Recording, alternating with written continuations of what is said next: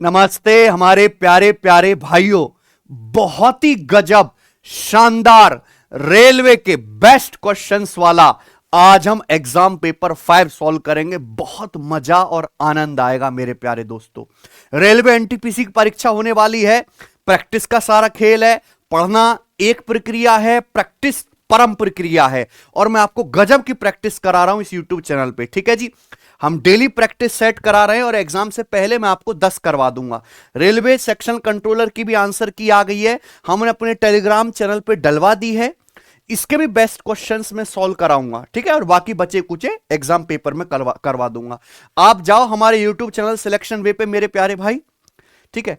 Daily मैं exam paper करवा रहा हूं, ये बेस्ट क्वालिटी क्वेश्चंस है, यही एनटीपीसी के पेपर में आने हैं मेरे दोस्त। मुझे पता है ना, मैं तो सारा रेलवे का माल देख चुका हूं, पर्सनल एक्सपीरियंस से कर रहा हूं। यही लगाते जाओ और हम अपनी एप्लीकेशन टेस्ट रैंकिंग पर हर सैटरडे संडे, है ना, जब तक आपका पेपर नहीं हो जाता, एनटीपीसी के जो है मॉक टेस्ट भी करवाने वाले लाइव 48 घंटे के लिए। आप उसको भी जरूर अटेम्प्ट करें, ठीक है। ये नए मॉक टेस्ट है, प्रीवियस ईयर के तो ऑलरेडी फ्री है, सब कुछ एप्लीकेशन पे डाउनलोड कर लो और लगाना सैटरडे संडे से, ठीक है जी। चलिए शुरू करते हैं, कॉपी पेन लेके बैठो। बेस्ट बेस्ट सवाल बनाएंगे आज। सवाल नंबर 1 जो आया है रेलवे ग्रुप डी 2025 के पेपर में, सुधा का खर्चा उसकी बचत से 125% अधिक है, ठीक है।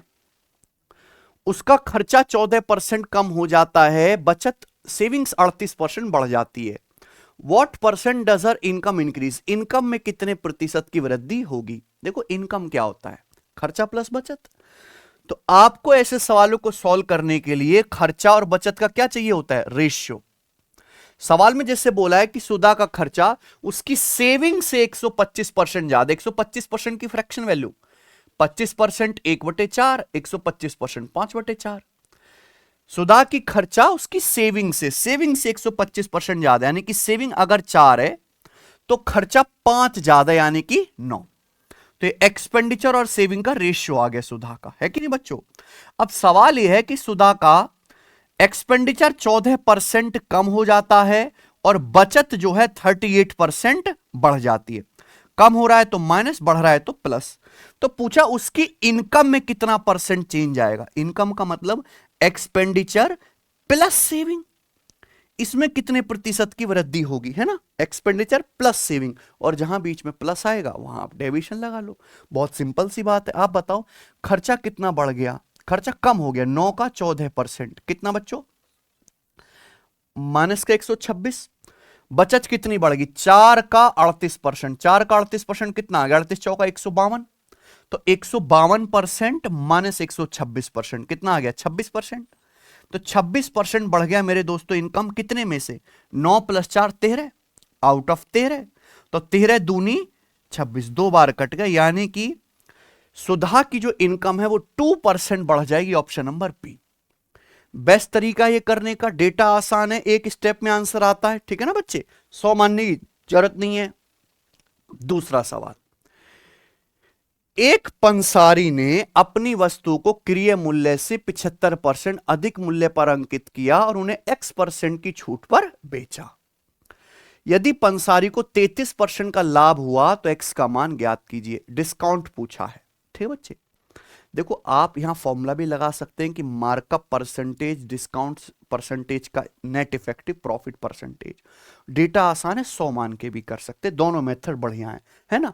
एक पंसारी अपने वस्तु को क्रय मूल्य से 75% अधिक मूल्य पर अंकित किया, यानी कि मान लो वस्तु का क्रय मूल्य 100 है तो उसका मार्क प्राइस 75% ज्यादा रखा गया, यानी कि कितना, 175। अब जो पंसारी है वो मार्क प्राइस पे डिस्काउंट देता है, X% है ना, और डिस्काउंट देने के बाद जो बेचता है तो बेचने से 33% लाभ होता है। लाभ किस पे होता है, लागत मूल्य पे। अगर सीपी 100 है, 100 पे बेचने से 33% लाभ हुआ, यानी कि वस्तु बिकी कितने में, 133 में। पूछा डिस्काउंट कितना है बच्चों, डिस्काउंट किस पे निकाला जाता है, मार्क प्राइस पर। यानी कि अल्टीमेटली हम ये कह सकते हैं 175 रुपए के मार्क प्राइस का सामान 133 में बिका। समझ में आया ना बच्चों। तो आप क्या इसका रेशियो नहीं ले सकते, मुझे साफ साफ दिख रहा है, 7 का पहाड़ा याद है हमें 25 बार, और 7 से मेरे दोस्तों कितनी बार, ये 19, 19 सत्ते 133। अल्टीमेटली 25 के एमआरपी का सामान अगर 19 में बेचा तो आपने कितना डिस्काउंट दिया? 6 का। कितने पर? 25 पर। अब 1/25 4%, 6/25 कितना आ गया? 24%। तो आपने यहां पे 24% डिस्काउंट दिया और ये आंसर है। ऑप्शन नंबर बच्चे डी करेक्ट है ना? आसान सी बात। चलिए आगे चलते हैं। तीसरा सवाल, प्रत्येक 40% की दो क्रमिक वृद्धि प्रत्येक 40% की दो क्रमिक कमी से कितना प्रतिशत अधिक है? आप मेरी बात समझ रहे हैं? Two successive increase of 40% each is by what percent more than two successive decrease of 40% each. यानी कि किसी संख्या को 40% से दो बार बढ़ाया जाए तो संख्या में जो नेट चेंज आएगा वो 40% से दो बार घटाया जाए, उससे कितना परसेंट ज्यादा होगा। अब यहां डेटा आसान है आपके लिए, फॉर्मूला भी बढ़िया है और रेशियो भी है ना। आप बताओ, अगर किसी संख्या को 40% बढ़ाया जाए सक्सेसिव दो बार है ना, तो संख्या में नेट चेंज कितना आएगा? 40 और 40 का सक्सेसिव, 40 प्लस 40 प्लस 40 गुणा 40/100। हालांकि ये लिखना नहीं है, आपको दिमाग में करना चाहिए। तो बताओ कितना आ जाएगा? ये आ जाएगा 96% है बच्चों। 96% आ गया ना, यानी कि संख्या को अगर 40% दो बार बढ़ाया जाए तो संख्या 96% बढ़ जाएगी। 40% दो बार सक्सेसिव डिक्रीज किया जाए तो -40 का सक्सेसिव, -40 प्लस -40 की -40 में गुणा करेंगे तो पॉजिटिव ही हो जाएगा ना, है ना। तो -80 प्लस 16, तो -80 प्लस 16 कितना आ गया? माइनस का 64%। यानी कि मैं कह सकता हूं 40% की दो क्रमिक वृद्धि जो है 96% की सिंगल इंक्रीज के बराबर है। 40% की दो अगर लगातार सक्सेसिव डिक्रीज किया जाए तो 64% की कमी के बराबर है कि नहीं? तो आपसे बस ये पूछा था कि 64 से 96 कितना ज्यादा है, ये पूछा था। 50% ज्यादा है। 64 से 96 कितना ज्यादा है बेटा? 32 ज्यादा हुआ ना। ये परसेंटेज तो कट ही जाएगा, आप रेशियो लेंगे। 64 से 96 कितना ज्यादा है? 32। और 64 का आधा होता है 32, 50% है कि नहीं बच्चे? तो ये सवाल की लैंग्वेज में बच्चे कंफ्यूज हुए होंगे, ग्रुप डी में आया है। ठीक है ना बच्चों, है कि नहीं सचिन? आइए, एक क्रिकेटर द्वारा 9 पारियों में बनाए गए रनों का एवरेज 54 है। ठीक है, 10वीं पारी में क्रिकेटर 191 रन बनाता, उसके एवरेज में कितने रन की वृद्धि हुई? और आंसर जो है नियरेस्ट होल नंबर में बताना है। देखो, एक क्रिकेटर ने 9 मैच खेले, उसका एवरेज कितना? 54 रन। लेकिन अगली पारी जो 10वीं पारी खेली, उसने उसमें 54 से 191 रन ज्यादा बना दिए, 191 रन बना दिए। तो एवरेज से कितने रन ज्यादा बना दिए बताइए? तो 11 में से 4 गया 7, 137। उसने एवरेज से 137 नंबर ज्यादा, 137 रन ज्यादा बना दिए 10वीं पारी में, है कि नहीं? तो ये जो 137 रन एक्स्ट्रा बनाए सभी पारियों के एवरेज में बढ़ जाएगा ना। टोटल कितनी पारी खेलनी? 10। तो इसको 10 में डिवाइड कर देंगे मेरे प्यारे भाई, यानी कि उसका जो एवरेज है 13.7 बढ़ जाएगा पुराने वाले एवरेज से। 13.7 के नियरेस्ट जो इंटीजर है वो क्या होगा? 14, अप्रोक्सीमेट 14। ये तो पूछा था नियरेस्ट इंटीजर होल नंबर में। आगे चलेंगे, सवाल नंबर आपके सामने 5 बनाइए। गजब सवाल। 3 पाइप ए बी सी से वाटर फ्लो की दर का अनुपात 4:9:36 है। The rate of water flow through three pipe A B C are in the ratio 4:9:36। यानी कि क्या है? 3 पाइप है ए बी सी, उनका नाम है, उनसे जो पानी फ्लो हो रहा है उसके रेट का रेशियो 4:9:36, यानी कि तीनों पाइपों की एफिशिएंसी का रेशियो नहीं हो गया ये, है कि नहीं? बस तीनों पाइपों से जितना ज्यादा पानी फ्लो होगा वो उस हिसाब से उतना जल्दी भरेंगे। यानी कि तीनों पाइप से पानी के फ्लो रेट का, या कह सकते हैं कि तीनों पाइपों की एफिशिएंसी का रेशियो है। समझ में आया ना बच्चों? एक खाली टैंक को पाइप ए द्वारा 15 घंटे में पूरी तरीके से भरा जा सकता है। अगर तीनों पाइपों को एक साथ उपयोग करके इसे खाली टैंक को भरा जाए तो पूरे टैंक को भरने में कितना समय लगेगा? और आंसर बताना है किसमें? मिनटों में। लगभग आंसर बताना है। तो एक खाली टैंक को पाइप ए भरता है कितने देर में भाई साहब? 15 घंटे में। पाइप ए की एफिशिएंसी 4 है ना, पाइप ए की एफिशिएंसी 4 यूनिट है, तो पाइप ए 1 घंटे में 4 यूनिट भरेगा। 15 घंटे में कितना भरेगा? गुणा 15, यानी कि टैंक की क्या आ गई? कैपेसिटी। अब इस टैंक को अगर तीनों पाइप मिलकर भरेंगे तो तीनों पाइप मिलकर भरेंगे 4 और 9 13 प्लस 36 49 एफिशिएंसी के साथ, ये आ जाएगा ना। यानी कि तीनों पाइप पूरा टैंक इतने समय में भर लेंगे। आंसर किस में आया? घंटे में। लेकिन पूछा किस में? मिनटों में। तो घंटे को अगर मिनट में बदलना है तो इसको 60 से डिवाइड करना पड़ेगा। यानी कि सारे के सारे पाइप मिलकर पूरा टैंक भरेंगे 60 गुणा 60 3600 बटे 49, ये आ जाएगा ना सचिन, 3600 बटे 49 मिनट में। क्लियर? क्या आप मेरी बात समझ पा रहे हैं? ठीक है जी।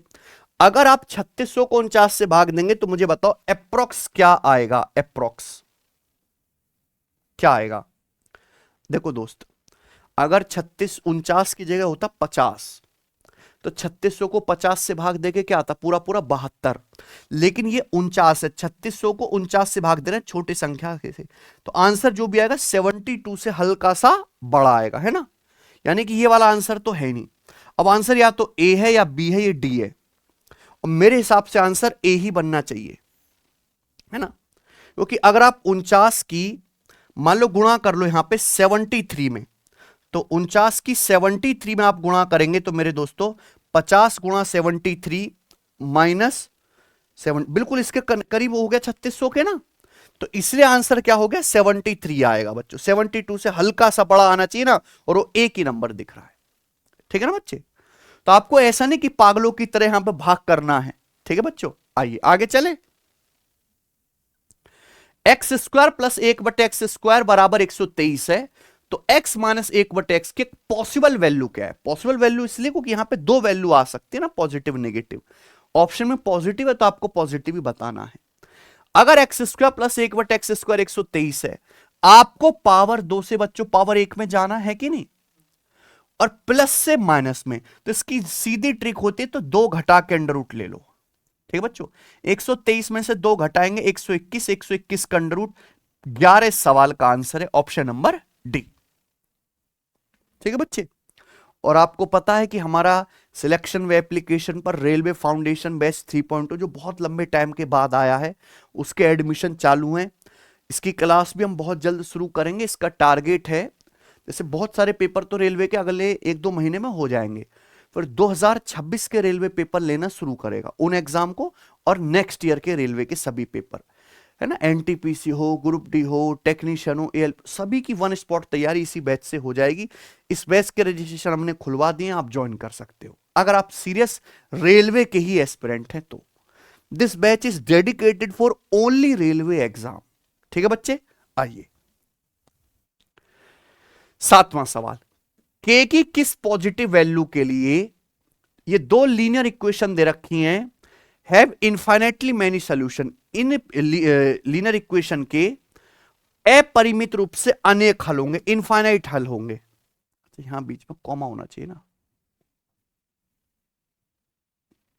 ठीक बच्चों, तो आपको यहां पे प्यारे बच्चे 2 इक्वेशन दिए हैं, ये एक ये और एक ये, है ना। तो सवाल में अलग अलग लाइन की इक्वेशन दी है। बोला है के की कौन सी पॉजिटिव वैल्यू है कि जिससे इनके क्या होंगे? इनफाइनाइट सॉल्यूशन होंगे, अनेक हल होंगे। इनफाइनाइट सॉल्यूशन कब होंगे? 2 लाइन के। इसका अर्थ समझते हैं आप? मान लो जैसे एक लाइन हमने खींची, अब इसी के ऊपर हम दूसरी लाइन खींच दें, यानी कि जो पॉइंट पहली लाइन पर आ गया वो दूसरी लाइन पर भी आ गया, यानी कि दोनों के क्या हो गए? अनंत सॉल्यूशन हो गए, क्योंकि हर एक का पॉइंट दूसरी लाइन पर आ गया ना। तो ये दोनों लाइन एक दूसरे को अनंत बिंदुओं पर काट रही हैं, इनफाइनाइट सॉल्यूशन हो गए। तो ये कब होगा? ये तब होगा जब दोनों लाइन क्या हो? बिल्कुल सेम हो। समझ में आना? यानी कि इनके कोफिशिएंट का रेशियो सेम होगा। जैसे यहां एक्स में किससे गुणा है? के से। यहां किससे गुणा है? तो k बटे 12 बराबर बराबर हो गया। y का कोफिशिएंट कितना है? 3, और यहां कितना है? k, और ये भी बराबर होगा बेटा। यहां कांस्टेंट कितना है? -k-3, और यहां कांस्टेंट कितना है बच्चे? माइनस का k। वैसे तो आपको k का मान निकालना है, तो k की वैल्यू यहीं से आ गई, आगे लिखने की जरूरत नहीं है। क्या आ जाएगा बेटा? k² बराबर 36, k गुणा के k² बराबर 36, k कितना आ गया? 6। अब देखो 6/12 1/2, 3/6 1/2, यहां माइनस माइनस आप काट लोगे तो 6 - 3 3/6, ये भी 1/2 हो गया, है ना। तो ये दो है कोफिशिएंट का रेशियो हर एक का सेम हो गया बच्चे, और ये दोनों लाइन क्या हो जाएंगे? बिल्कुल सेम हो जाएंगे, एक के ऊपर एक। तो के का मान कितना है 6। आइए 8वां सवाल, 32 cube plus 79 cube minus 111 cube plus 3 गुणा 32 गुणा 79 गुणा 111 किसके बराबर है? बताइए बच्चे।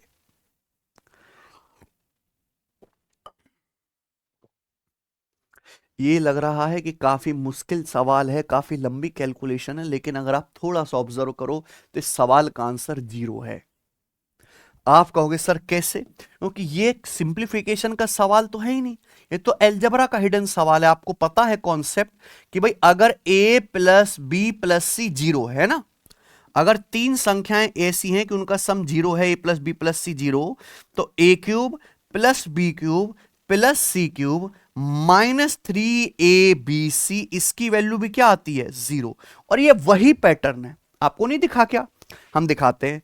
ये 32 का क्यूब प्लस 79 का क्यूब है ना बच्चों, और ये माइनस 111 का क्यूब। तो माइनस 111 को आप ऐसे लिख सकते हो प्लस माइनस 111 का होल क्यूब लिख सकते हैं ना, और ये प्लस 3, ये माइनस लिख लो, माइनस 3 गुणा 32 गुणा 79 गुणा 111, तो इसको लिख लो माइनस 111। बोलो कि देखो माइनस की माइनस में गुणा हो गई तो यहां प्लस आया है, आ गया ना। तो आप ये देखो क्या बना, a cube plus B cube plus C cube minus 3abc।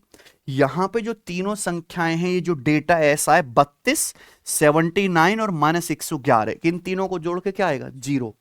आप यहां पे देखो ना, तीनों का सम 0 आ रहा है, 32 प्लस 79, और c की जगह जो है यहां माइनस 111 है, 0 आ गया।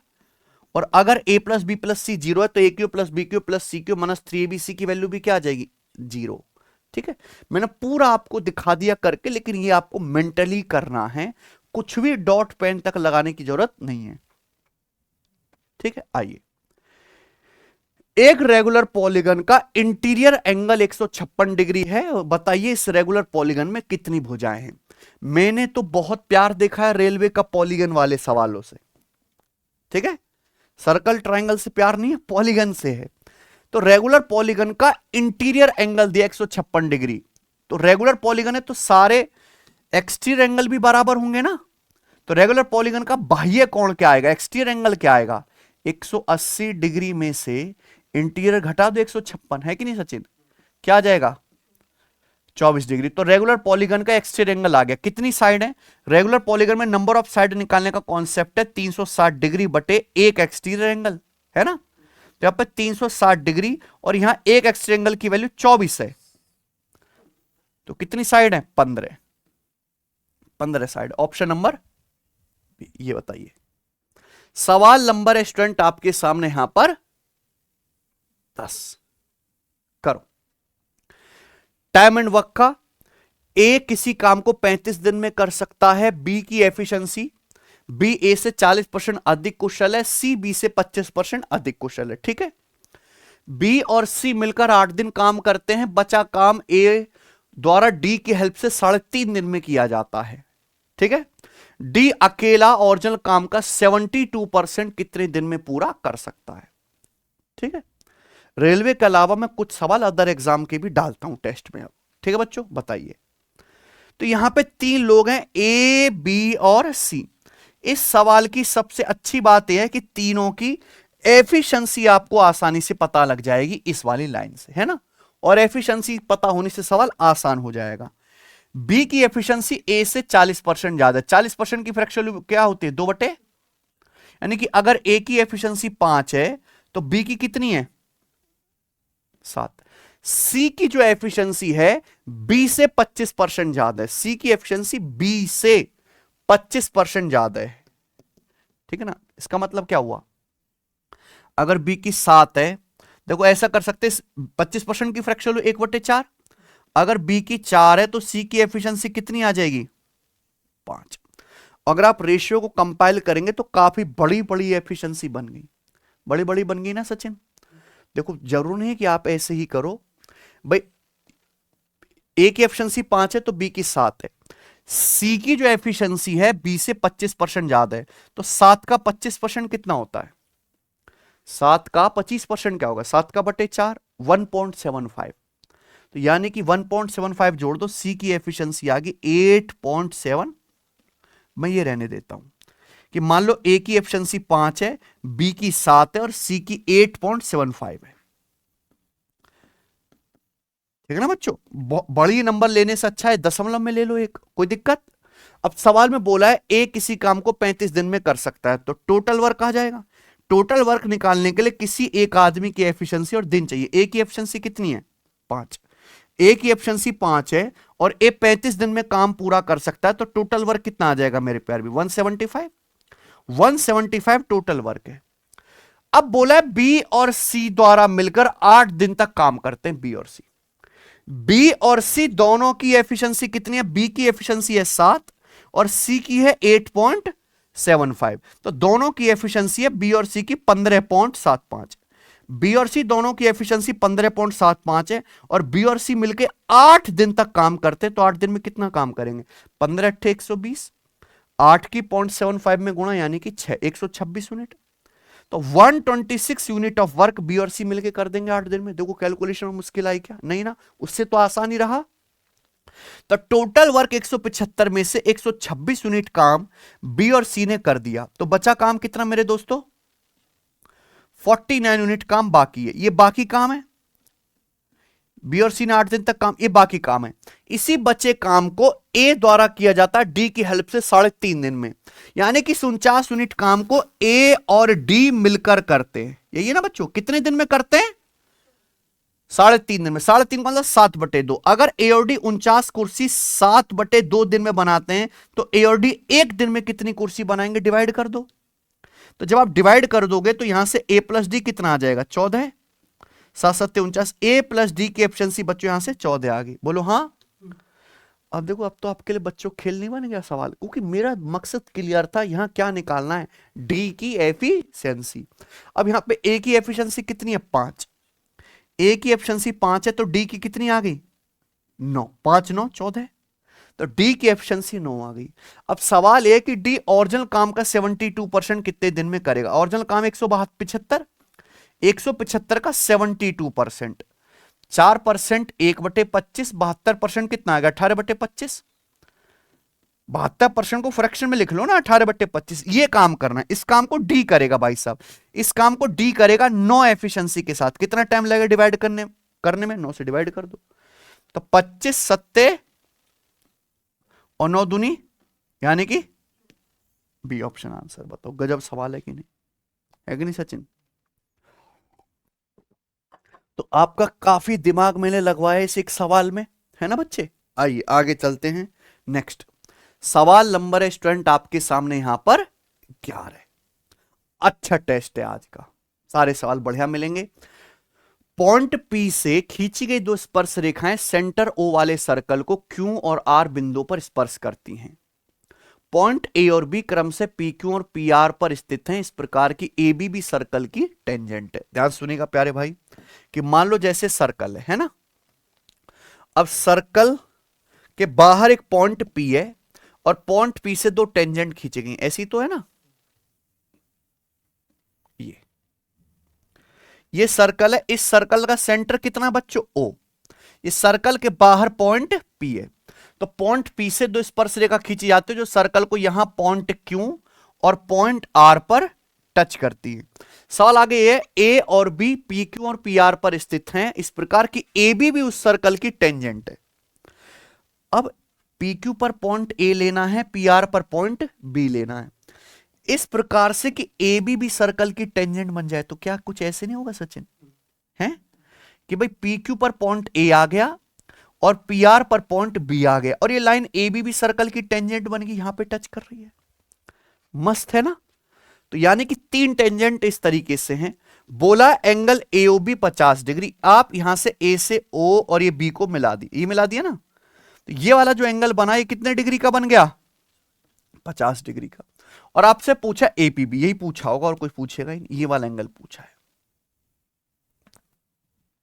ठीक है, गजब का सवाल है सचिन, ये गजब का बेस्ट लेवल क्वेश्चन मेरे भाई।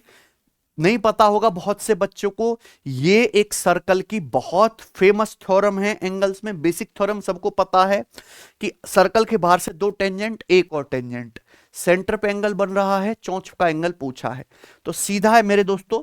प्रूफ भी आप कर सकते हैं, पर रिजल्ट याद रख लो, ये भी बहुत बड़ी बात है। ये थीटा है तो ये एंगल हमेशा 90 डिग्री माइनस थीटा बटे 2 होगा। अगर एंगल थीटा है तो ये कितना होगा, हमेशा 90 डिग्री माइनस थीटा बटे 2, याद रखना। तो थीटा कितना आएगा, 90 माइनस 50 40, 40 का दुगना 80, तो थीटा यहां पे 80 डिग्री आ जाएगा सॉल्व करने से। 80 डिग्री सवाल का आंसर है, ऑप्शन नंबर है सी, है ना गजब।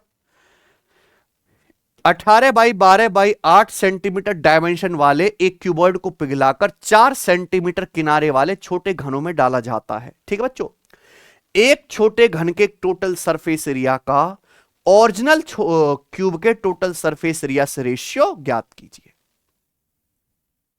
ओरिजिनल क्यूबॉइड के टोटल सरफेस एरिया से रेशियो बताओ। कुछ भी नहीं है भैया इस सवाल में, आपको केवल सरफेस एरिया का फॉर्मूला याद होना चाहिए।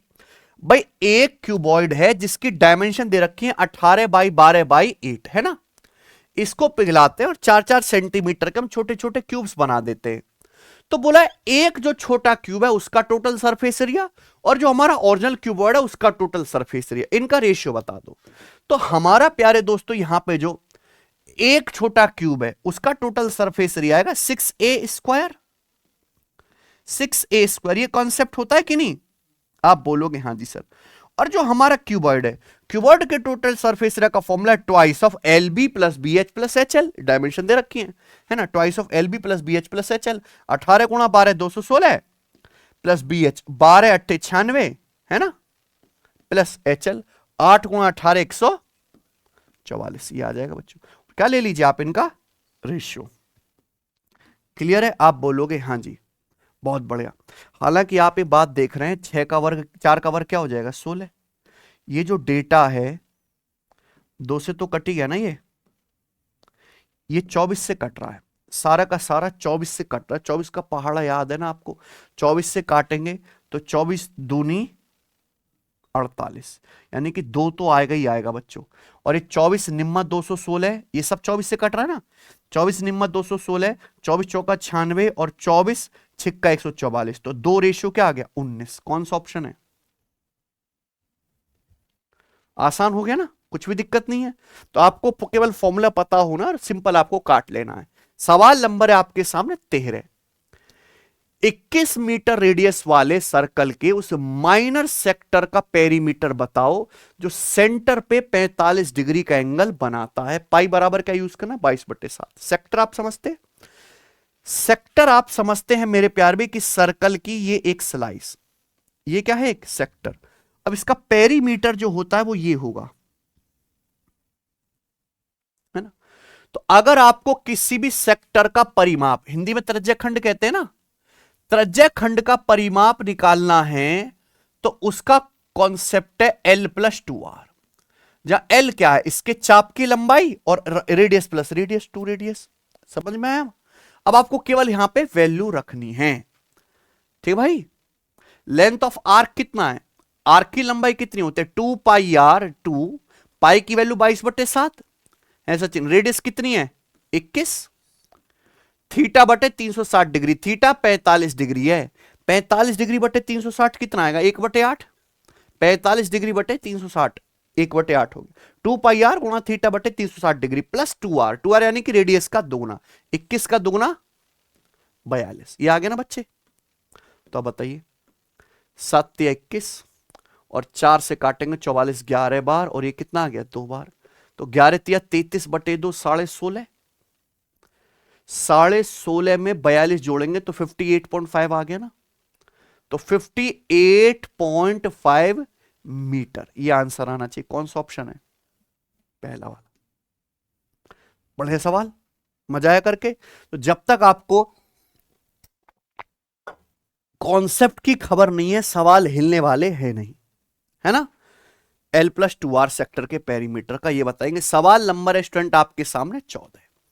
ये देखिए, ये सवाल तो कैट की परीक्षा का है लेकिन रेलेवेंट है, कोई मुंह उठा के नहीं डाल देता मैं सवाल। मुझे पता है कि ये सवाल वाकई में एक रेलेवेंट क्वेश्चन है, पेपर में फंसने लायक। एक समचतुर्भुज की एक भुजा की लंबाई 36 सेंटीमीटर है, समचतुर्भुज का एरिया 396 वर्ग सेंटीमीटर है, ठीक है। तो पूछा समचतुर्भुज के डायगोनल की लंबाई के अंतर का निरपेक्ष मान, value of difference between the length in centimetre of the diagonal of rhombus. Rhombus की जो दो डायगोनल हैं उनके डिफरेंस की पॉजिटिव वैल्यू पूछी है बस आपसे, है ना। विकर्णों का क्या पूछा है, डिफरेंस, निरपेक्ष यानी कि पॉजिटिव वैल्यू, बड़े में से छोटा डायगोनल घटाना है, बताइए। देखो प्यारे बच्चों, आप ये बात समझ रहे हैं कि ये क्या एक तरीके का रोम्बस, रोम्बस वो होता है जिसमें आमने सामने एक साइड पैरेलल हो और चारों साइड क्या हो, बराबर। तो रोम्बस की प्रत्येक भुजा की लंबाई 36 है, ठीक है ना बच्चे। अब ये रोम्बस का मैं आपको कॉन्सेप्ट भी अगर बताऊं तो ये रोम्बस के दो डायगोनल हैं, दोनों डायगोनल एक दूसरे को क्या करते हैं, बाइसेक्ट, आधा आधा आधा आधा करेंगे ना, 90 डिग्री के एंगल पर आधा आधा कर देंगे, ठीक है बच्चे। आपसे क्या पूछा है बच्चों, मान लो अगर मैं यहां पे x मान लेता हूं और ये y मान लेता हूं, ऐसे नहीं करते प्यारे बच्चों, ये डायगोनल D1 का आधा है, ये डायगोनल D1 मान लिया, दूसरा D2 मान लिया, तो एक डायगोनल D1 का आधा हो गया और ये क्या आ गया, D2 का आधा। बोलो, तो आपसे क्या पूछा, डायगोनल D1 और D2 की वैल्यू का डिफरेंस, ये सवाल है, बताओ जी कैसे करेंगे। हालांकि इतनी तो बुद्धि चलती है हमारी भी कि यहां इसका आंसर 60 ही आएगा और कुछ आ ही नहीं सकता, है कि नहीं सचिन। साइड कितनी है, 36, 36 में क्या आ रहा है, 6, एरिया कितना 396, 3 6 9 9 18, इसमें भी क्या आ रहा है, if 6 is everywhere in the calculation then diagonal में भी 6 आएगा डिफरेंस में, answer should be multiple of 6। अगर एक ब्रिलियंट बच्चा है जिसने खूब गणित में समय बिताया है तो इस सवाल को ऐसे ही करेगा। जो केवल कॉन्सेप्ट जान के और एक सवाल करके सिलेबस पूरा करते हैं वो बच्चे इतना नहीं सोचने की ताकत रखते हैं, कि नहीं बच्चों। क्योंकि बेसिक क्या है भैया, आपको यहां पे एरिया दिया है तो रोम्बस का डायगोनल क्या होता है, एरिया क्या होता है, 1/2 D1 D2, है कि नहीं सचिन। तो ये आ जाएगा रोम्बस का एरिया। मुझे समझ में आ रहा है सवाल कैसे होगा, 396, 1/2 को उधर ले जाएंगे दुगुना, तो क्या आ गया D1 गुणा D2, और यहां पे क्या लगाओगे आप, पाइथागोरस। तो पाइथागोरस थ्योरम लगाएंगे तो क्या होगा, D1/2 का स्क्वायर प्लस D2/2 का स्क्वायर बराबर क्या आ जाएगा, 36 का स्क्वायर। आप बोलोगे यस सर बिल्कुल सही, कोई प्रॉब्लम नहीं है, ये ना। तो बेसिकली यहां से D1 square plus D2 square बराबर क्या आ जाएगा भाई, 2 का वर्ग 4, या 2 का स्क्वायर उधर ले जाते, 36 दूनी 72 का होल स्क्वायर हो जाएगा, हो गया ना भाई। नीचे 2 का स्क्वायर, उधर 36 का स्क्वायर, गुणा करके 72 का स्क्वायर। तो मेरे प्यारे भाई ये मेरे पास एक्चुअली दो इक्वेशन बन गई, या तो मैं हिट एंड टाइल से D1 D2 निकालूं, या मुझे क्या पूछा, डिफरेंस डायगोनल का। तो प्यारे दोस्तों ये सवाल अब तो ज्योमेट्री का है ही नहीं, ये बन गया अलजेब्रा का। भाई आपको D1 square plus D2 square दिया है, D1 D2 दिया है, अब बताओ D1 माइनस D2 कैसे आएगा। इसकी वैल्यू कभी भी डायरेक्ट नहीं आएगी, आप पहले क्या निकालोगे, इसका square, D1 square plus D2 square minus 2D1 D2। बोलो क्या आपको मेरी बात समझ में आ गई कि नहीं, है कि नहीं सचिन। तो D1 D2 क्या आएगा मेरे दोस्तों, D1 माइनस D2 इसका अंडर रूट। तो ये सवाल है, आप यहां पे मेरे दोस्तों D1 square plus D2 square की वैल्यू रखोगे और D1 D2 की वैल्यू रखोगे, दोनों की वैल्यू रखोगे, आंसर आ जाएगा, है कि नहीं। और हम देख पा रहे हैं, और मैंने पहले ये आपको बता दिया था कि इस कैलकुलेशन में भी 6 आ रहा है, अब 6 क्या, अब तो 12 आ रहा है ना। 72 में 12, ये भी 12 का मल्टीपल है, तो यानी कि जो भी डिफरेंस आएगा वो उसमें 12 तो आना ही आना है। और ऐसा एक ही ऑप्शन था मेरे दोस्तों, कौन सा, आगे वैल्यू रखोगे कैलकुलेशन करके आंसर आ जाएगा, पर उसकी जरूरत नहीं है ना मस्त सवाल, ठीक बच्चों। तो ऐसे सवाल भी बन सकते हैं, सबको पता है रोम्बस का एरिया, लेकिन एक लेवल आगे बढ़ाते ही मुश्किल होने लगती है, ठीक है ना। आइए अगला सवाल, यदि किसी स्क्वायर की साइड की लंबाई उसकी एक्चुअल लंबाई से 4% अधिक मापी जाती है तो स्क्वायर के एरिया में परसेंटेज एरर बताओ। स्क्वायर के एरिया में परसेंटेज एरर आएगी 4 और 4 का सक्सेसिव, ठीक बच्चों। भाई किसी भी वर्ग का क्षेत्रफल क्या होता है, भुजा का वर्ग, भुजा का वर्ग।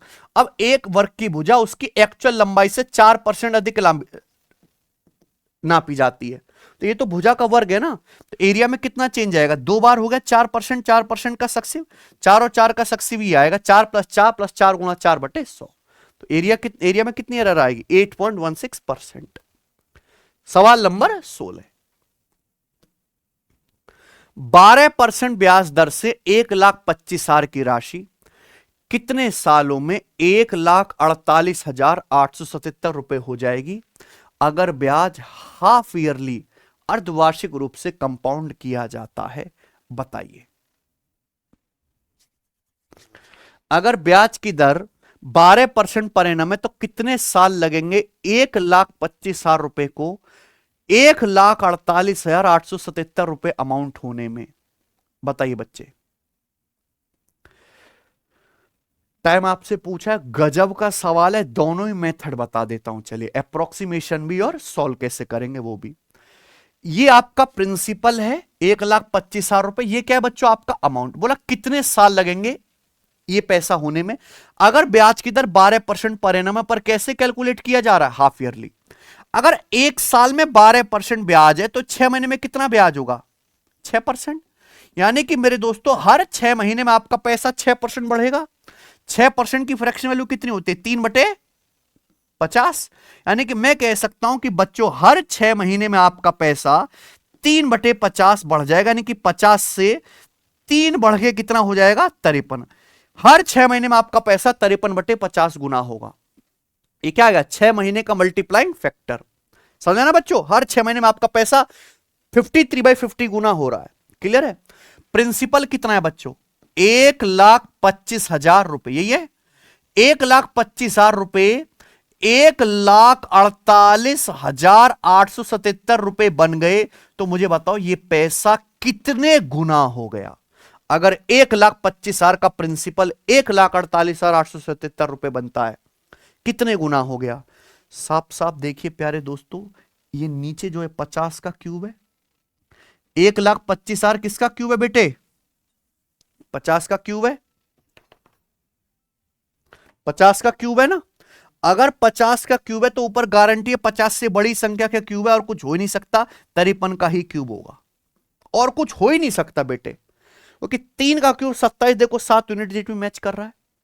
यानी कि आपका पैसा 53/50 की पावर क्या? 3 गुना हो गया। अगर बेटा पावर 3 आ रहा है, इसका मतलब 6 महीने की 6 महीने की कितनी साइकिल कंप्लीट हुई है? 3। हर 6 महीने में 53/50 गुना, फिर अगले 6 महीने में 53/50 गुना, फिर अगले 6 महीने में 53/50 गुना, तो पावर 3 हो गया। तो 6 महीने की 3 साइकिल, तो टोटल कितना? 18 महीना। 18 महीना माने 1.5 साल का समय। तो 6 महीने की 3 साइकिल हुई है। गजब है ना? समझ में आया बच्चों? आप बोलोगे हाँ जी सर, ये हुआ। लेकिन आप ना ऐसे सवालों को जिसमें समय निकालना होता है अप्रोक्स भी कर सकते हो, क्योंकि एक साल में 6 महीने में बड़ा फर्क आ जाता है ब्याज में। आप बताओ 1,25,000 रुपए का प्रिंसिपल अगर 1,48,877 बन जाता है तो लगभग आपको कितना ब्याज मिला? बताइए लगभग कितना ब्याज मिला है सचिन? बताओ। लगभग 25,000 के करीब मिला ब्याज। ये मान लीजिए 1,25,000 का 25,000 20%, हालांकि 20% से कम आएगा, 19% के करीब, अप्रोक्स 19% के करीब आएगा ना। 1,25,000 ये लगभग 1.5 लाख बन गया, तो 25,000 रुपए ब्याज मिला। 1/5 यानी कि 20%। लेकिन ये थोड़ा सा कम है, अप्रोक्स 19%, 18-19 के बीच में आ जाएगा। 19% के करीब ब्याज आपको मिला। आप बताओ अगर हर 6 महीने में 6% ब्याज है कंपाउंड इंटरेस्ट, तो 19% के करीब ब्याज कितने टाइम में मिलेगा? बताइए। हैं? 6%, 6%, 6% का 3 बार सक्सेसिव करोगे तो सिंपल इंटरेस्ट तो 18% आ जाएगा। कंपाउंड इंटरेस्ट क्या आएगा? 18 से हल्का सा ज्यादा पहुंचेगा ना 19% के करीब। यानी कि 6 महीने की कितनी साइकिल लेनी पड़ेंगी? 3 साइकिल। अगर 6 महीने में 6% है तो 19% के करीब ब्याज कब होगा? जब आप 6% का 3 बार सक्सेसिव करेंगे। 6 महीने की 3 साइकिल यानी कि 1.5 साल, 18 महीने। है ना गजब अप्रोच सोचने की। दोनों ही मेथड आपको आना चाहिए। बताइए अगला सवाल। ट्रायंगल एबीसी इस प्रकार बना है कि ए बी बराबर ए सी बराबर 50 सेंटीमीटर है सचिन, और बीसी बराबर 80 सेंटीमीटर। तो ट्रायंगल एबीसी की तीनों हाइट का योग क्या है? ये भी गजब सवाल है भैया। ये तो आसान है वैसे। ये कौन सा ट्रायंगल है? आइसोसेलेस। एक समद्विबाहु त्रिभुज है ए बी सी, यही बनाया ना, बीसी बढ़ा लेना है, ठीक है। ए बी ए सी 50 है, ए बी भी 50 है, ए सी भी 50 है, और भुजा बीसी कितनी है 80। तो इस ट्रायंगल की तीनों हाइट बताइए। देखो ये दोनों जो साइड है 50-50, इन पर मैं जो दोनों हाइट खींचूंगा दोनों की लंबाई क्या होगी बराबर, क्योंकि दोनों साइड क्या है इक्वल। केवल ये जो बेस अलग है 80, इसके ऊपर हाइट की लंबाई अलग होगी, है कि नहीं। तो अगर आप देखो इस वाले बेस पर हाइट क्या होगी, इस वाले बेस पर ये हाइट क्या होगी, आप ये बताओ मुझे, इस वाले बेस पर ये हाइट कितनी होगी। अगर आप परपेंडिकुलर डालेंगे तो 80 है, आधा आधा हो जाएगा 40-40, है कि नहीं सचिन। ये कितना आ जाएगा 30, क्योंकि 3 4 5 का ट्रिपलेट लग गया, यानी कि भुजा 80 के ऊपर जो हाइट आएगी वो कितनी आएगी 30। अब मुझे क्या निकालना है, इस 50 के ऊपर हाइट क्या होगी, कैसे निकालूंगा, एरिया बराबर करके। किसी भी आइसोसेलेस ट्रायंगल का एरिया, किसी भी ट्रायंगल का एरिया निकालना हो 1/2 बेस गुणा हाइट। ये 1/2 बेस है, बेस का आधा, और ये क्या है उसकी हाइट, यानी कि आइसोसेलेस ट्रायंगल का एरिया क्या है 40 गुणा 30, ये एरिया है। इस ट्रायंगल का एरिया, हाइट निकालने का बेस्ट तरीका एरिया को इक्वल करके, ये ट्रायंगल का एरिया लिखा हुआ है। अब मुझे इस वाली भुजा के ऊपर हाइट निकालनी है एच, ये हाइट निकालनी है कि नहीं सचिन। तो बताओ इस ट्रायंगल का एरिया फिर से वही कर सकता हूं, 1/2 बेस गुणा हाइट, यानी कि 1/2, अगर बेस 50 है तो उसके ऊपर हाइट मैंने एच मान ली, तो 50 से 1200 कट जाएगा 24 बार, यानी कि 24 दूनी, यानी कि एक हाइट तो 30 है, भुजा 50 के ऊपर हाइट 48 और दूसरी भुजा 50 के ऊपर भी हाइट 48 आएगी। तो तीनों हाइट का योग आएगा मेरे दोस्तों 96 + 30 126। गजब सवाल ना है। एक पुत्री और उसकी माता की एज का योग कितना है 56 वर्ष। 8 साल बाद मम्मी की एज, डॉटर की एज की 3 गुनी हो जाएगी। डॉटर की प्रेजेंट एज बताइए। ठीक बच्चे, तो सवाल में बोला गया है ये प्रेजेंट है ना। प्रेजेंट में नहीं पता मदर की एज क्या है, डॉटर की एज क्या है, हमें नहीं पता मदर और डॉटर की एज क्या है, लेकिन क्वेश्चन के अकॉर्डिंग प्रेजेंट से 8 साल के बाद क्या होता है, 8 साल के बाद मदर की एज डॉटर की एज की कितनी हो जाएगी 3 गुनी हो जाएगी। डॉटर की आपको बतानी है पुत्री की प्रेजेंट एज कितनी, ये सवाल है, बताओ बच्चे। सिंपल है, डॉटर और उसकी मदर की एज का योग 56 साल है प्रेजेंट में। अगर हम 8 साल बाद की बात करें तो मदर की एज भी 8 साल बढ़ेगी, डॉटर की एज भी 8 साल बढ़ेगी, यानी कि दोनों की एज का सम क्या आ जाएगा 56 + 16 कितना आ जाएगा मेरे दोस्तों 72 साल। यानी कि प्रेजेंट से 8 साल बाद दोनों की टोटल एज का योग 72 साल होगा, जबकि दोनों की टोटल एज का रेशियो कितना होगा 3:1। तो दोनों की टोटल एज कितनी हो जाएगी 4, 4 की वैल्यू कितनी है 18 गुना, यानी कि 1 यूनिट की वैल्यू भी कितनी आ जाएगी 18 गुना 18 साल। तो मैं कह सकता हूं कि प्रेजेंट से 8 साल के बाद डॉटर कितनी है 18 साल की। तो प्रेजेंट में डॉटर कितने की 8 साल छोटी 10 साल की, यही आंसर है डी ऑप्शन। बताओ कुछ दिक्कत थी इसमें, बहुत आता है ये सवाल। 2x² और 12xy का तृतीय अनुपाती ज्ञात कीजिए। ठीक है, टेस्ट में आसान सवाल भी हैं, टफ भी है, मॉडरेट भी है, पूरा मिलेगा आपको। और अगर मैं 1 घंटे में करा रहा हूं तो 1 घंटे का प्रॉपर कंटेंट मिलता है, और एक एक सवाल के कई कई तरीके भी बता देता हूं। अब 2 संख्याएं हैं, मान लो ये a ये b, इनका थर्ड प्रोपोर्शनल कैसे निकालते हैं b² a करके। ये थर्ड प्रोपोर्शनल निकालने का कॉन्सेप्ट है तृतीय अनुपाती, फॉर्मूला याद रहेगा b²। अगर आप इसका स्क्वायर करेंगे 12xy का तो क्या आएगा 144x² बटे a यानी कि 2x², ये कट गया, 72y² आंसर है, ऑप्शन नंबर डी। हालांकि ऑप्शन की अगर आप शकल देखो तो 2 और 12 कितने प्यारे नंबर, इनकी गुणा ही तो करनी, गुणा भाग, तो इनसे क्या 73, 71 या 74 जैसे सड़े हुए प्राइम नंबर पैदा हो पाएंगे। नॉर्मल कैलकुलेशन से ऐसे प्राइम नंबर तो नहीं आएंगे ना। तो आंसर क्या हो सकता था ये बताइए। सवाल नंबर आपके सामने कौन सा है 20, करो।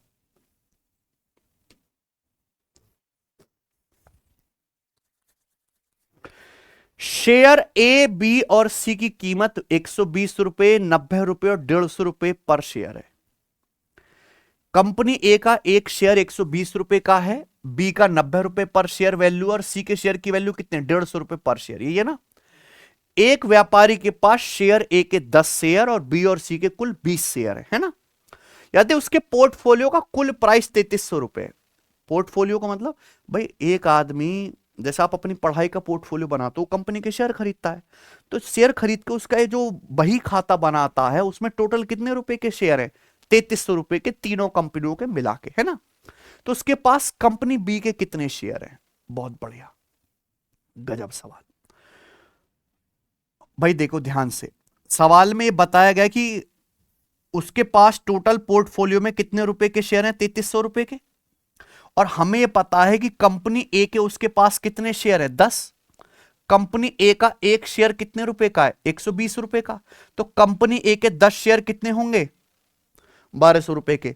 तो अगर टोटल 3300 रुपए के शेयर में से कंपनी ए के शेयर 1200 घटा दूं तो बचे कितने 2100 रुपए के। तो 2100 रुपए के जो शेयर हैं वो किसके हैं फिर, कंपनी बी प्लस सी के मिला के, ये ना। यानी कि ये सवाल कैसा है, अब ये सवाल होगा एलिगेशन से। सचिन एलिगेशन का सवाल है, आप यहां पे एलिगेशन लगाएंगे प्राइस पर शेयर पे, रुपीस प्रति शेयर। एलिगेशन से किसका रेशियो आएगा, शेयर की संख्या। कितना बेहतरीन सवाल फेंक के मारा, बेशक कैट का है लेकिन कोई मना कर सकता है आपके पेपर में नहीं आएगा ये, कोई कह सकता है। बताओ कंपनी बी का एक शेयर है 90 रुपए पर शेयर, कंपनी सी का एक शेयर है 150 रुपए पर शेयर, है ना। और अगर हम बात करें दोनों कंपनी के मिलाकर उसके पास 2100 रुपए के शेयर है। अच्छा, कुल बी और सी के कुल शेयर कितने 20। अगर बी और सी के कुल उसके पास 20 शेयर हैं तो एक शेयर की कितनी वैल्यू आ गई 105 रुपए पर शेयर, यानी कि दोनों कंपनी के मिलाकर जो ओवरऑल बात करें तो 105 रुपए पर शेयर वैल्यू है ना।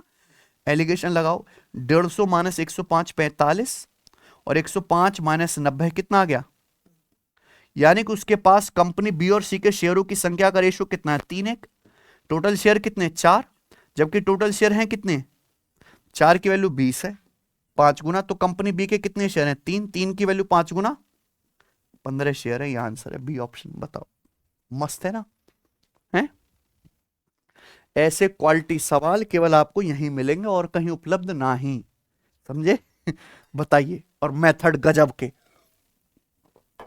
22, 8 और 17% की 3 लगातार छूट के बराबर सिंगल छूट बताइए। लगभग लगभग है, और ऑप्शन देखिए 1% का मात्र फर्क है, 1% से भी कम का, यानी कि आपको बहुत क्लोज कैलकुलेशन करनी है। अगर आप देखें तो प्यारे बच्चों इनकी फ्रैक्शन बनाओगे बड़ी खतरनाक बनेगी।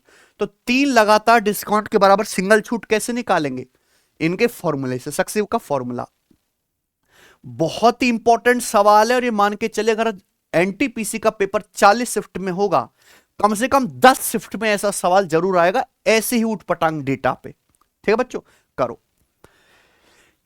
3 लगातार छूट के बराबर सिंगल छूट निकालने कैसे होगा, पहले तीनों को जोड़ो, 22, 8, 30, 30 और 17 47, ये आ गया ना, माइनस, फिर 2 की गुणा, 22 8 176 है ना, 8 गुणा 17 136, और 22 गुणा 17 हो जाएगा मेरे प्यारे, 22 गुणा 17 340, और 17 374, ये आ जाएगा। और आप क्या कर दो बेटा, इनको जोड़ लो, तो 170 और 130 300, 300 300 600, 600 हो गया। 76 और 74 कितना आ गया 150, तो ये 600 150 750, 750 और 36 786, तो 786 आ गया। अरे आप बात समझे ना मैंने कैसे जोड़ा, फिर से देख लेते हैं। 100, अच्छा सॉरी मैंने गलत जोड़ दिया ना, ये 686 आएगा, फिर 100 जोड़ते हैं, 100 100 200 और 300 500, 500 हो गया। 76 और 76 और 74 कितना हो गया मेरे भाई 150, यानी कि 500 150 650, 650 और 36 686, तो 686 आ गया, है कि नहीं। अब इसको 100 से भाग करना है, 2 की गुणा करके जोड़ो, 100 से भाग करेंगे 6.86 प्लस, फिर तीनों की गुणा आपको करनी है, तीनों की गुणा, है ना बच्चे।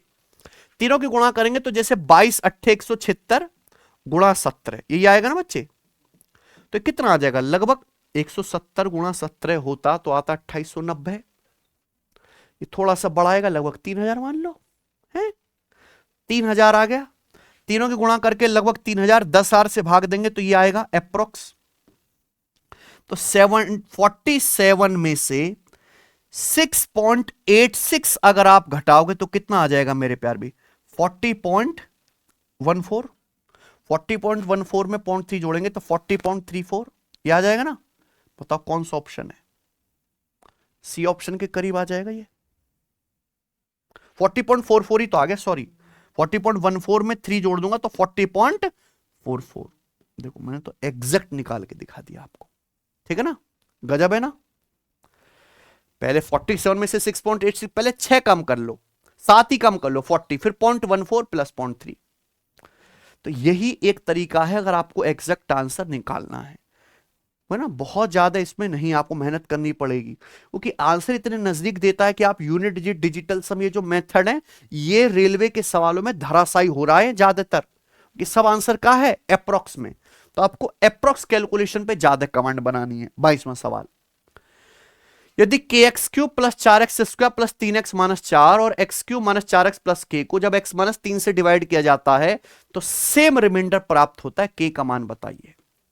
ठीक है, देखो ये एक कॉन्सेप्ट है अलजेब्रा का, ये एक बहुपद है पॉलिनोमियल, चाहे इस वाले पॉलिनोमियल को चाहे इस वाले पॉलिनोमियल को, दोनों में से किसी को भी अगर x माइनस 3 से भाग करेंगे तो रिमाइंडर क्या आएगा? सेम आएगा। ठीक है, तो k का मान क्या है? k यहां पे भी है और यहां पे भी है, समझे ना बच्चों। तो हम रिमाइंडर कैसे निकालते हैं? जैसे हमें x माइनस 3 से डिवाइड करने पर रिमाइंडर निकालना है ना, तो जिससे भी आपको डिवाइड करना है आप उसकी वैल्यू को क्या कर दो? 0। तो यहां से x का मान क्या आ गया? 3। तो x का मान 3 आया। अब इस पॉलिनोमियल को x माइनस 3 से डिवाइड करने पर रिमाइंडर जो होगा वो कुछ नहीं है, आप x की जगह क्या रख दीजिए? 3। 3 रख दो, 3 का क्यूब 27 के, ठीक है ना बच्चों, 3 रख दो, 3 का स्क्वायर 9, 9 चौक 36, 36 माइनस 4 32, 32 प्लस 9 41, 41 हो गया। ठीक है जी, बराबर यहां पे क्या है? एक्स की 3 रखेंगे, 3 का क्यूब 27, 3 चौक 12, 27 माइनस 12 15 है ना, 15 प्लस के इधर आएगा, 27 के माइनस के 26 के बराबर 41 उधर जाएगा। तो 15 में से 41 घटाएंगे तो कितना आएगा? माइनस का 26। तो के की वैल्यू कितनी आ जाएगी? माइनस का 1। ये आंसर हो गया ऑप्शन नंबर। ठीक है, आसान सवाल था, बस आपको पता होना चाहिए। एक्स वाई जेड के वेतन 10 20 20 के अनुपात में है। अगर उनकी सैलरी में 82%, 50% और 19% की वृद्धि की जाती है तो उनकी सैलरी का नया रेशियो कितना होगा? यह सवाल है। ठीक है ना बच्चों, अब बताइए, 3 लोग हैं एक्स वाई जेड, उनकी सैलरी का रेशियो दिया 10 20 20, यही है। हालांकि ये और 10 से कट गया 1 2 2, ये 3 आदमी की सैलरी का रेशियो है। बहुत फेमस सवाल है। अब जैसे पहले आदमी की सैलरी 82% बढ़ाई जाती है ना, 100% को 82% बढ़ाएगा तो पहले आदमी की सैलरी क्या आएगी? 182%। मैं यहीं से सवाल कर दूंगा, पता है आगे कुछ भी आता रहे, मुझे तो रेशियो लेना है ना, रेशियो लेके काटना ही है ना सचिन। तो यहां पे जो भी आएगा काट के 182 का ही फैक्टर आएगा। 182 का फैक्टर 88 नहीं है, 90 नहीं है, 91 है, 92 नहीं है, यानी कि आंसर क्या हो सकता है? केवल बी ऑप्शन। बात खत्म है कि नहीं बच्चे? यानी कि मैं कुछ भी ना लिखता, सीधा 82% बढ़ाने का मतलब 182%, 182 में 91 आता है एक ही ऑप्शन में, है कि नहीं? आधा। 24वां सवाल, समीकरण x square minus 5x plus 41 की मिनिमम वैल्यू बताओ क्या है? ठीक है, बताइए जी।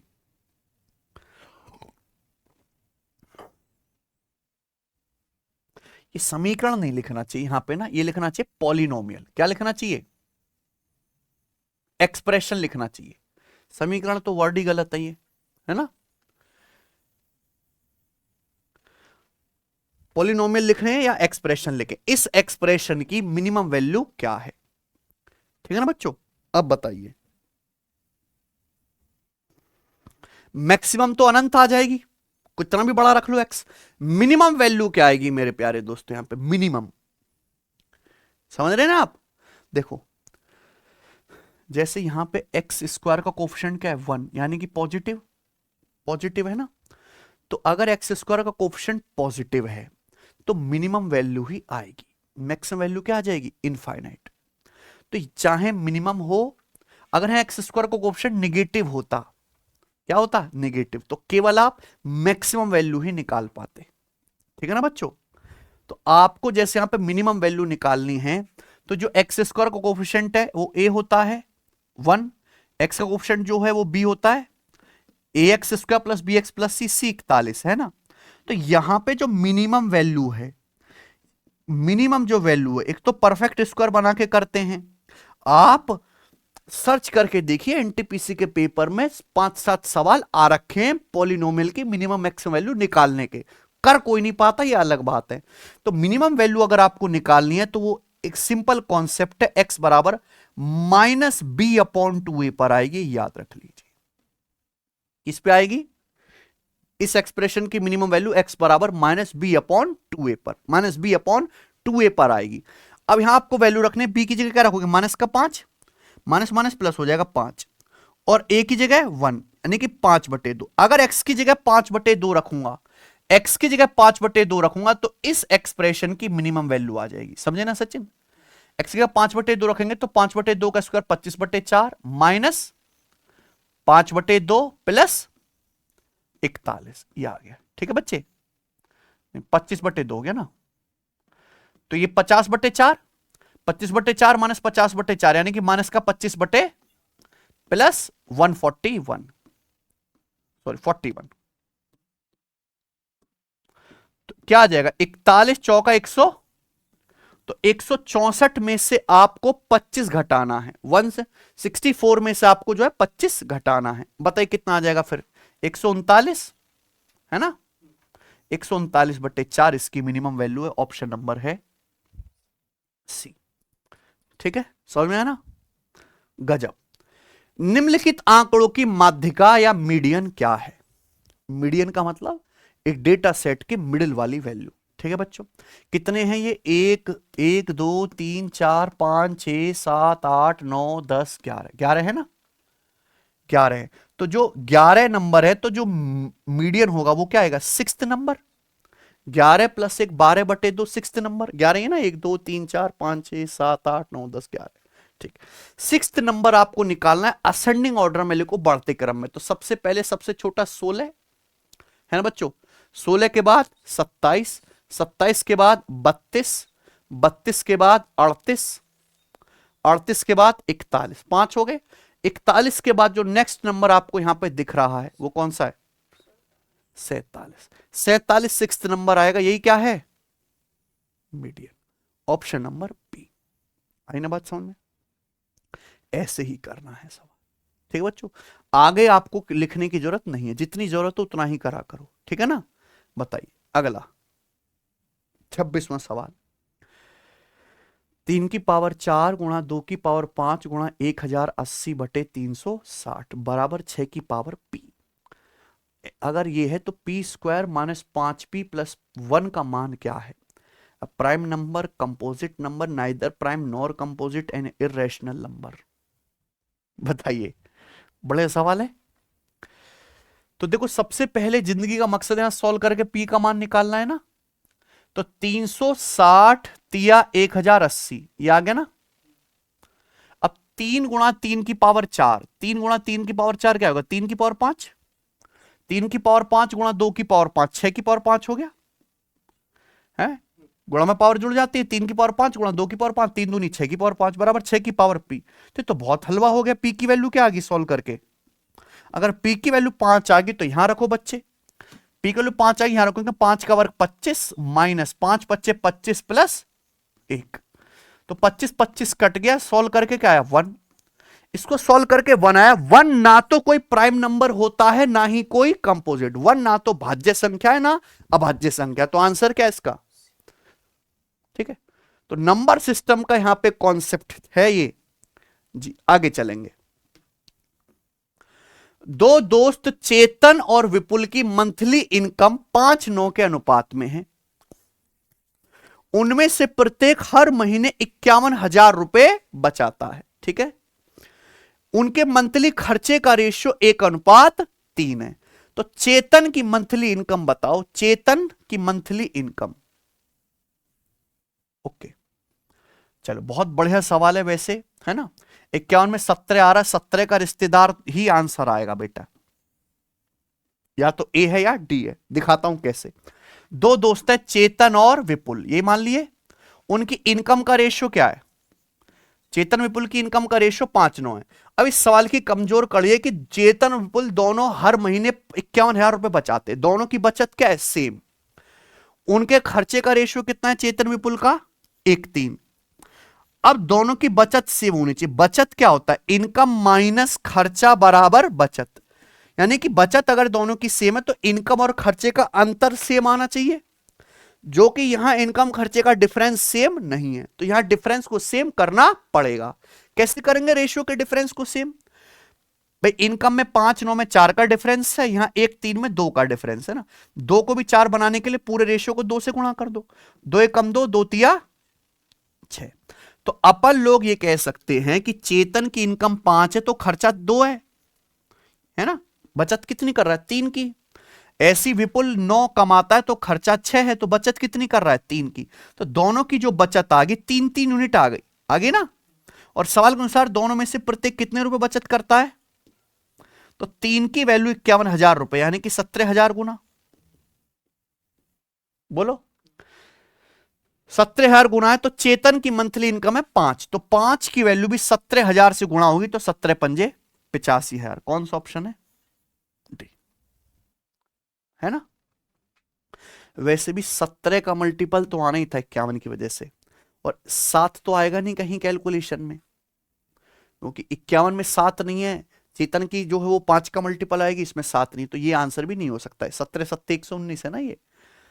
चलिए, उस कस्बे की 3 साल पहले और 2 साल पहले की जनसंख्या में कितना डिफरेंस होगा, जिसकी प्रेजेंट पॉपुलेशन 1,40,000 है और हर साल 25% पर एनम की रेट से बढ़ रही है।